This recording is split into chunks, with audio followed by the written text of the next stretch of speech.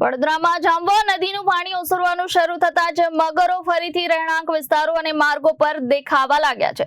Vadodara national highway પર આવેલા Jhabua bridge પર આશરે 9 ફૂટનો વિશાળ મગર લટાર મારતો જોવા મળતા વાહન ચાલકોમાં ભયનો માહોલ સર્જાયો હતો। આ ઘટનાની જાણ થતાં જ વન વિભાગની રેસ્ક્યુ ટીમ તાત્કાલિક સ્થળ પર પહોંચી હતી।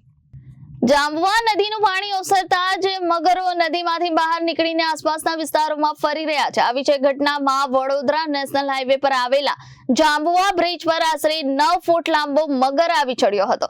બ્રિજ પર મગર જોવા મળતા વાહન ચાલકો અને સ્થાનિક લોકોમાં દહેશત ફેલાઈ હતી। આ ઘટનાની જાણ થતાં જ વન વિભાગની રેસ્ક્યુ ટીમ તાત્કાલિક સ્થળ પર પહોંચી અને સાવચેતીપૂર્વક રેસ્ક્યુ ઓપરેશન હાથ ધર્યું હતું। ટીમે ભારે જહેમત બાદ મગરને સુરક્ષિત રીતે પકડી લીધો અને બાદમાં તેને કુદરતી રહેઠાણ એવા વિશ્વામિત્રી નદીમાં પુનઃ મુક્ત કરવામાં આવ્યો।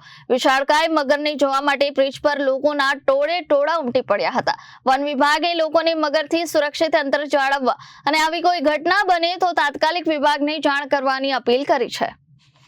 Bureau report Janadesh news.